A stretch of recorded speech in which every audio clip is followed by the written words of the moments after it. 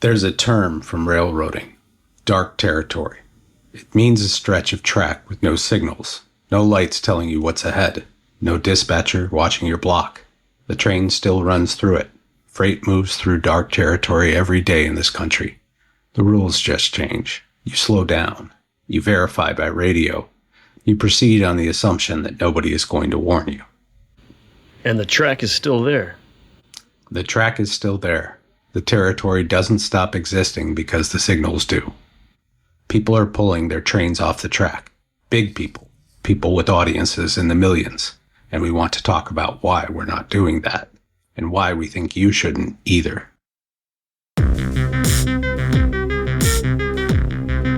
Welcome back to Fortean Winds. I'm Bones, and with us as always is RamX. Hey, everybody. Hey, Ram. And today's episode is called Dark Territory. So, Ram, you want to set up this one? Yeah, so about a week ago, which would have been July 24th or so, Sean Ryan was on the Tucker Carlson show.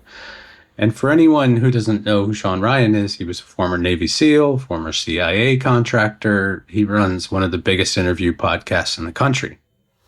He's not a fringe voice. This is a guy who has interviewed people who now holds positions in this administration. By his own count, 8 of them, and 2 of them thanked him personally for getting them there. Right, so he built the on-ramp. Yeah, he built part of the on-ramp. And on his interview, he says, and I'm going to quote him carefully because the exact words matter, "I got duped." His words. He says he doesn't trust his own intuition on politics anymore. And Carlson sitting across from him is saying Trump betrayed his own supporters. The episode is literally titled Trump's Betrayal. And then, and this is the part that got my attention, Ryan announces he's leaving social media. He's stepping back, turning toward faith, turning toward privacy tools, turning away from the whole arena. Yeah, I think most Americans on a human level can get that. Yeah, on a human level, I get it too. And let me be clear before anyone clips this, we're not doing a dunk on Sean Ryan. The spiritual stuff, the sobriety, genuinely good for him. And all the accountability and honesty and transparency he's showing, I actually think he looks really good right now. And what interests us is the shape of the move, because we've seen this sort of shape before. Right. And this pattern, you flagged it when we were prepping. Yeah. I'll state the pattern plainly. Step 1, a person invests belief in a figure or an institution. Step 2, the evidence accumulates that the belief was misplaced. And then step 3, and this is the fork in the road. The person either follows the evidence into dark territory, or they declare the entire landscape unknowable and they exit. Everything is a lie. Nobody knows anything. I'm out. Yeah. The exit almost feels like wisdom, Yeah, the exit is marketed as wisdom. It's actually the third phase of the same capture. Think about what everything is a lie accomplishes. If everything is a lie, then nothing is checkable. If nothing is checkable, then no specific person is accountable. No specific lie is accountable. Total cynicism is functionally identical to total credulity. If you believe anything or don't believe anything, it's kind of the same extreme states of belief and perception. Yeah.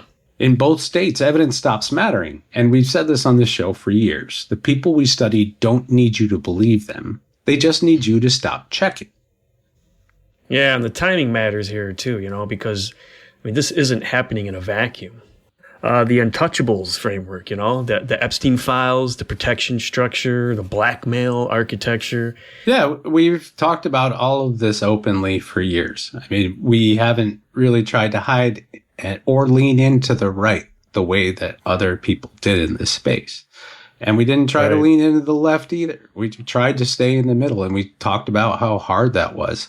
And we took our lumps, and we lost a bunch of listeners for saying this before. It came true, right? So, I give Sean Ryan credit. I give Tucker Carlson credit for standing up and saying I was wrong. I got duped. But at the same time, we've been here all along saying it and taking our lumps. And, Yeah. they're now taking their lumps and they're losing parts of their audience and trying to figure out, who they are going forward. And I respect that. But we don't have to turn away because we weren't lying to. We didn't get duped, Right. That's right. But I mean, it takes us back to the railroad metaphor. Yeah, which is the railroad metaphor. It's dark territory. Real crews don't stop running trains. They slow down. They verify by voice. They follow written orders and they proceed. The discipline replaces the signals. That's what this show is. The evidentiary tiers. Confirmed fact. Direct record. Witness report. Recurring pattern. Theory under examination. Speculation. That's our track record. That's how you move through territory with no signals and don't die.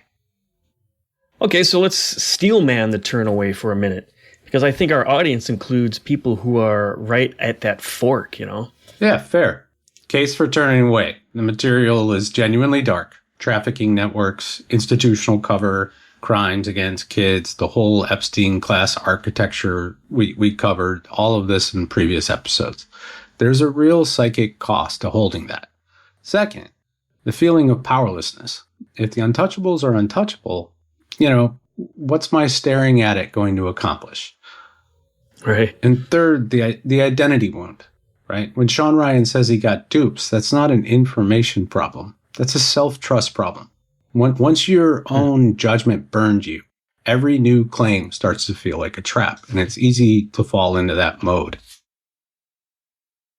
Yeah, I mean that last one is a deep one. It can be pretty serious depending on the individual. Yeah, and it's the closest thing this show has to a philosophy.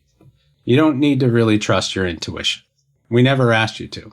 Intuition is exactly what got captured. Intuition is what the PSYOP targets.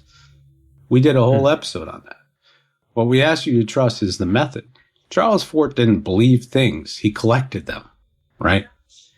He weighed them, and he refused to let either the church or science tell him what he was allowed to look at. Forteanism is not a belief system. It's a posture toward the evidence, in my view, right? Yes. Yes. In your view. And the beautiful thing about a posture is that it can't be betrayed. A politician can betray you. A method can only be applied or not applied. Yeah. So, I mean, when Ryan says, I don't trust my own intuition anymore, I mean, our response would be correct. Welcome. Yeah. Now you're ready to start.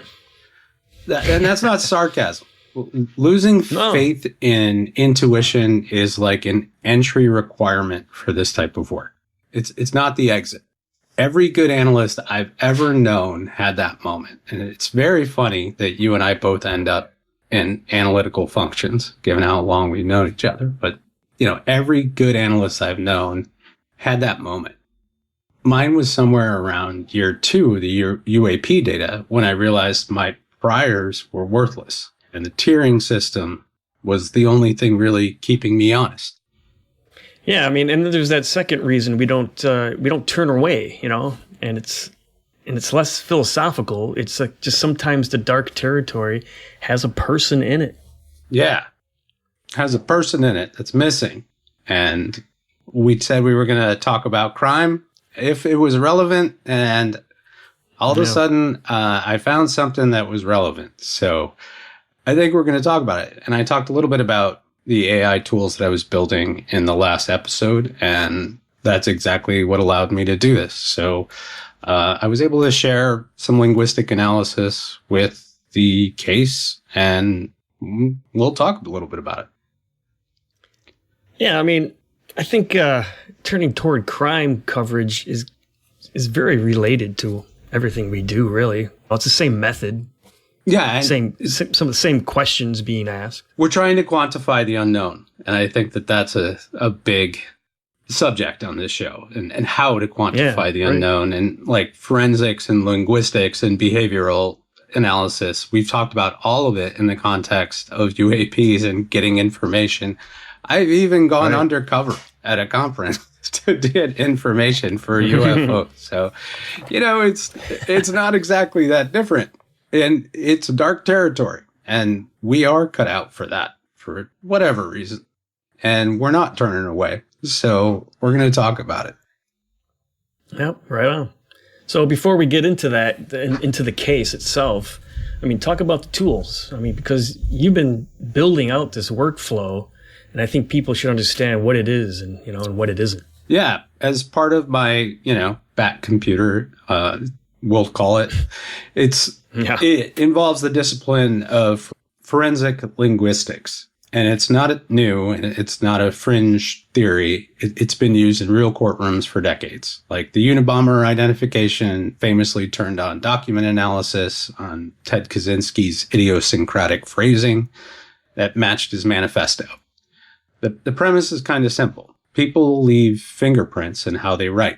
Word choice, syntax, grammar, error, patterns, register. You can't usually get to a name from a text. What you can get to is a profile, which becomes a set of constraints on who could have written it, meaning you start to eliminate. The process of elimination we use quite frequently. Right. So, same system of truth searching, just a new instrument. Yeah, same veracity system, new instrument. The telescope didn't change astronomy. It changed how far it could reach, right? Right. Okay, so Nancy Guthrie. Give people the timeline first, because some of our audience will know this case and some won't. Yeah, so direct record, all of this. Sheriff's Department statements, FBI releases, mainstream reporting. This is what we know from open sources. Nancy Guthrie, 84 years old, Tucson, Arizona, mother of Savannah Guthrie, host on TV, the Today Show anchor, which is why this case has such national attention. And we should sit with the uncomfortable fact that hundreds of abductions don't get this kind of attention every year. And it'd be great if we could shine a light on those that really go missing. January 31st of this year, but she's no less important because of that. So January 31st of this year, she spends the evening at her older daughter, Annie's home, Tucson, last time her family sees her. Early morning on February 1st, her own doorbell camera captures a man in a ski mask, backpack, gloves, holstered gun. He's tampering with the camera. About half an hour later, her pacemaker app loses contact with her phone. Just before noon, she misses Sunday church. Family calls it in. Blood drops from the entryway down toward the driveway, and DNA from the blood came back as hers. So within the first day, this is a crime scene, and, not just a wandering off. Exactly. It's not like they were looking into other explanations. They weren't thinking the UFOs did it, or, that she had she also wandered off. Being a senior citizen is common. Right. That would have been one thing that they would have looked at. And her Bluetooth app on her phone was connected to the pacemaker. So it kind of gives us a timeline of when she was disconnected from the phone, which was very quickly. So it didn't look good from the start. The family knows that, and I'm sorry to be saying it, but it didn't look good from the start that she was going to be found alive.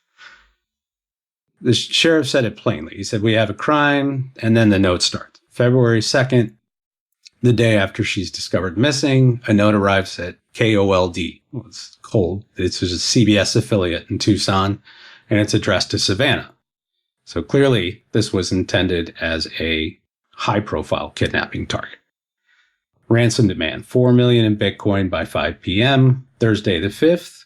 Escalates to $6 million by Monday the 9th if unpaid.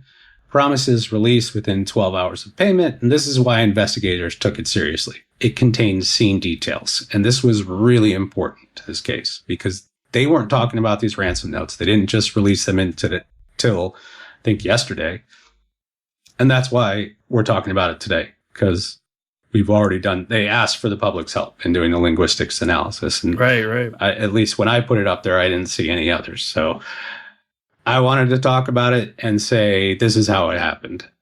Those notes contain scene details that were not known by the public. We didn't know that until they just released the notes, right? So the idea that these were fake or real was much greater that they were real than we were initially thought. And that's perfectly fine. There are good reasons why law enforcement does that in these cases, because they need to be able to verify the person. It's part of an investigation, and they're more worried about solving the crime than they are about whether or not the public knows where the case is at every moment. Right, right. And then there is a second note. Yeah, so February 6th, different animal entirely. It was addressed to the family, not to Savannah. It says Nancy died, a possible heart-related medical emergency, shortly after she was taken. It says she was buried in nature. Buried in nature was the exact phrase. And it says that they apologize and that they never intended to hurt her and that nothing the family did could have changed the outcome. And this phrase stays with you. They hope the family can find peace. So from a ransom deadline to a kind of condolence letter in 4 days. In 4 days. Strange. Yeah. Wow. And Savannah Guthrie responded publicly on the 7th. She said the family received the message. She understood it. She begged for her mother's return, her remains, and says they will pay. 6 months pass, and she has not been found. And then this week, Friday, July 31st, the Pima County Sheriff's Department did something significant. They released the full contents of both notes to the public. They confirmed the suspect visited her home before the abduction. And here's the sentence that matters for everything we're about to talk about. They released the notes because the writing shows distinctive patterns of word choice, syntax, and phraseology, and they want someone out there to recognize the writer. Yeah, that's wild. So law enforcement is explicitly asking the public to do linguistic analysis. Yeah, they were asking the public to read these notes, think about who writes like this, and that's what we did. What follows is my read, using the tools that I've been working on, talked about in the last episode, and I hope they help the case. 5 findings. I'm going to tier every single one as we go because this is an active investigation. There's a real family in grief, and there's a suspect who has not been identified yet. So we're describing a writer. We're not accusing any person. Nobody gets named, and nothing is going to be asserted beyond what the text supports. Okay, so finding 1. Okay, the pronoun break. Both notes maintain we with almost perfect consistency. And I'll link to the notes. It's on a Twitter thread. We have your mother. We will be holding her.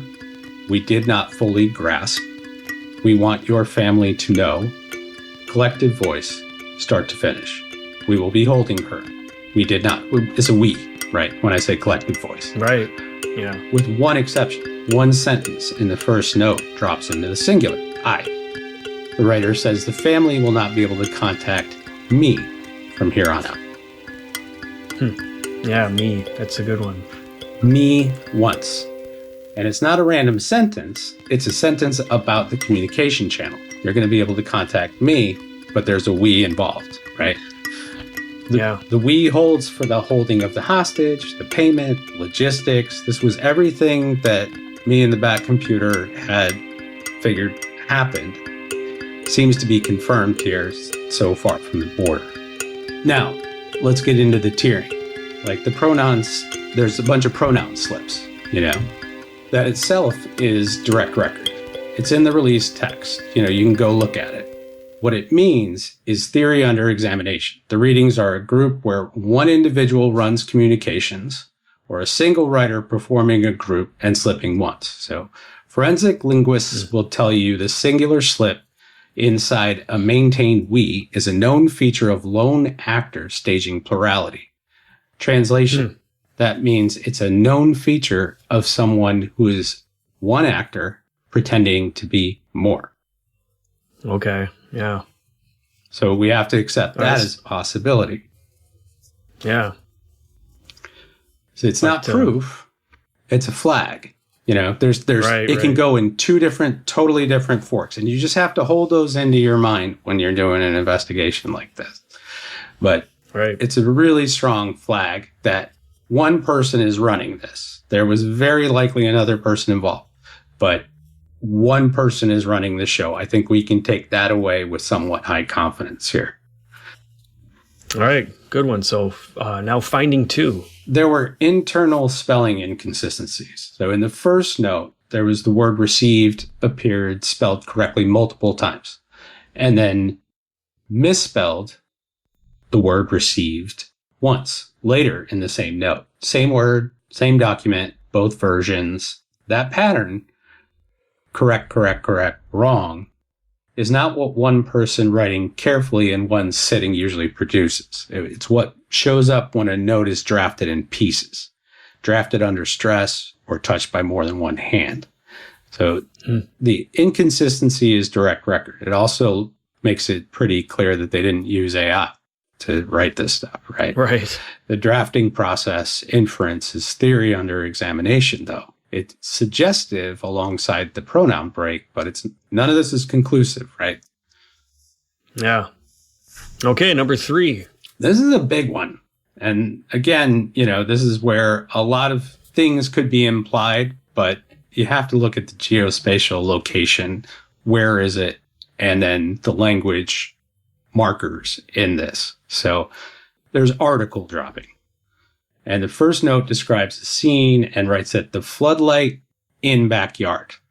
And this was the really important detail that we didn't know, that we just found out through these notes. They told them that there was a floodlight in the backyard and that there was a smartwatch by her bed. So those were details the public didn't know that were written in the letter. So these are very likely real. But he says in backyard, not in the backyard. That would be called an article dropping. And in English, we put an article in front of the noun, right? In the backyard. And in Spanish, or for example, you wouldn't do that. There are other languages. That's why I say, again, you'd have to say, well, it's possible that this person is from a different country that also drops their articles, but that's what it really indicates. Right. The vocabulary can also be faked. Syntax habits are much harder to perform or suppress. Drop definite articles where English requires them are a classic marker of a writer whose first language handles articles differently than English does, though. So that's a classic marker. It's a very strong one. All right, so what's finding 4? Yeah, so finding 4, the register shift between the notes. Note 1 is transactional and controlling. Don't play games. Law enforcement will not be able to help you. Deadlines. Escalation. Cold. Note 2, remorseful. The apology. The reassurance to the family. The hope for peace. Now, it's tempting to say there's 2 different authors. Could be. But 4 days elapsed between those notes. And if the second note is truthful about an unplanned death, that event alone can flip a single writer's register completely. Like she died and then they lost it, right? Right. So the shift is direct record, like 2 author versus 1 author after catastrophe. It could still be 1 or 2 people that are behind it, but it's clearly 1 that's running the communication. Right. So finding the 5th will tie it all together. Yeah, the overall competence profile. Both notes show functional command of the English sentence structure, correct tense. They have workable compound sentences, specific isolated errors, like the article drop, the misspelling, some comma splice run-ons in the first note. Like that combination profiles someone who's moderately fluent, not native fluent, not minimal English, like someone who's familiar with the language, comfortable, uses it every day, but it's not their native language, right? It sounds a lot like someone who has English as a second language. Right, right. So it's a composite. So what does the text actually support? What the text supports at a pattern level is that the drafting process showed stress in multiple sessions, right?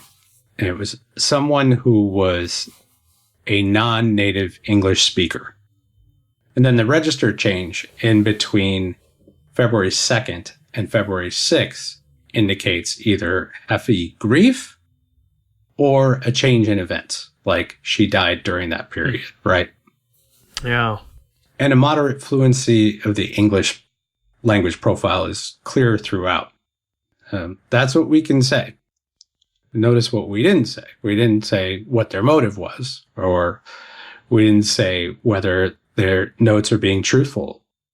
Like the sheriff's department has never confirmed that the scene details in the note matched one in the home.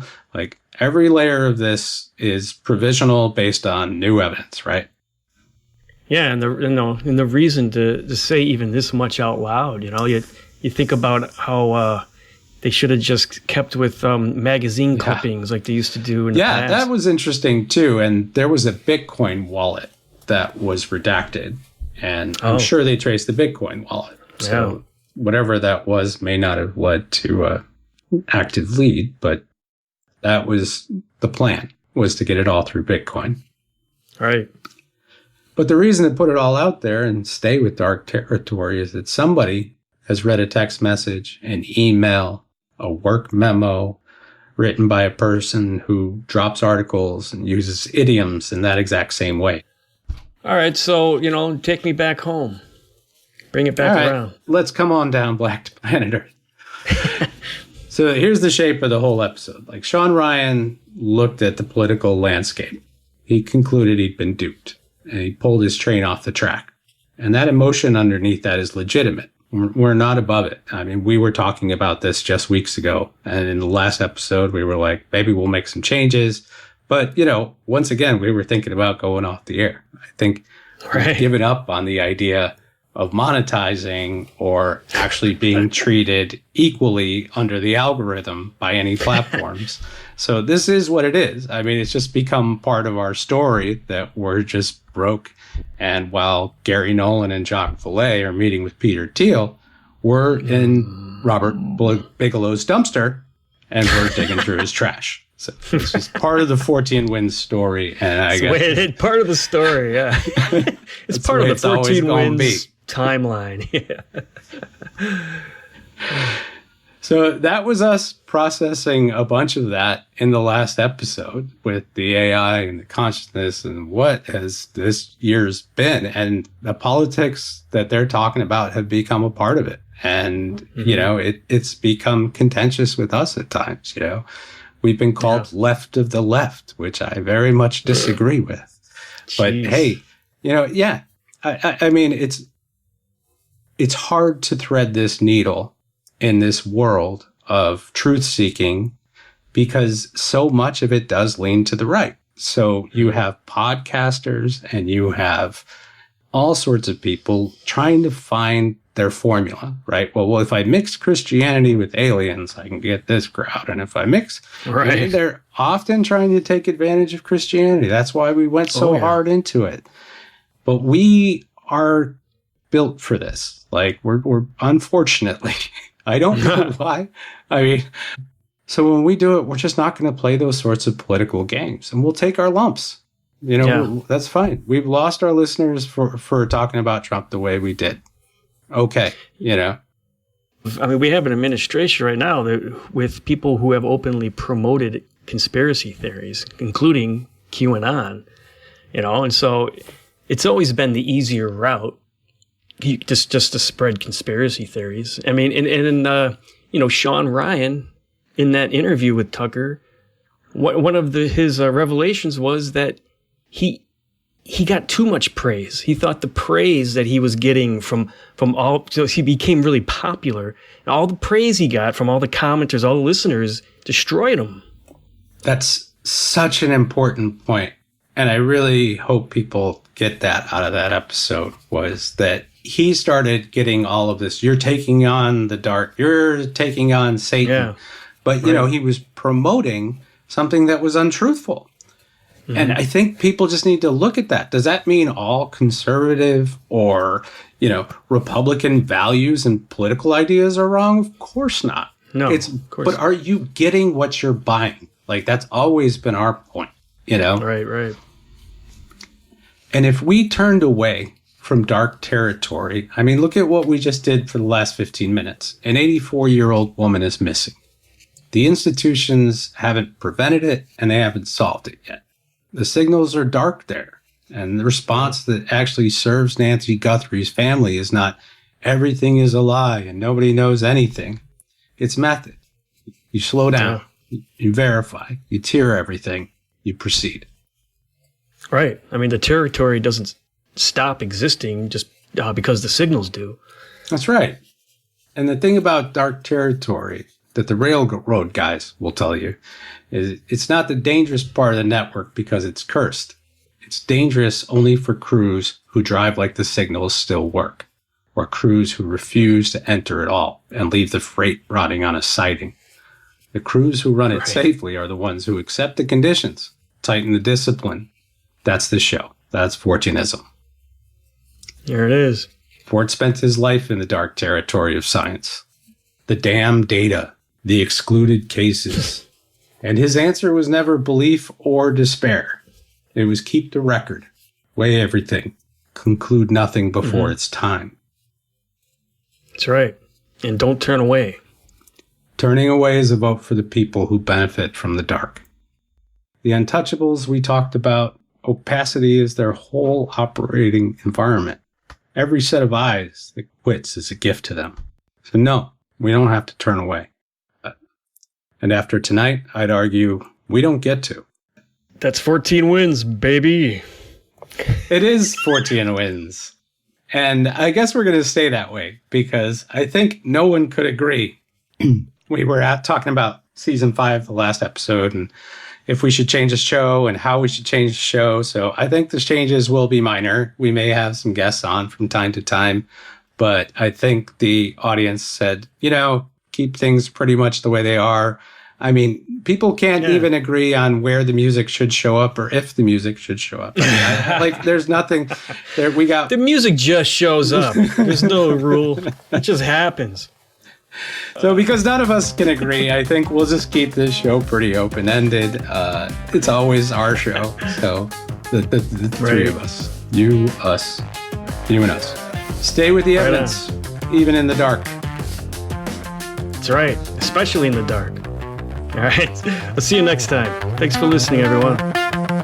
When the damn data meets the power elite, blackmail networks and the incomplete, Fortean Winds parsing what the mainstream won't see. Government controller, just hot strangers in the VIP. Let's get dark. Fortean Winds blowing through the server racks, files redacted, secrets in the zipper packs.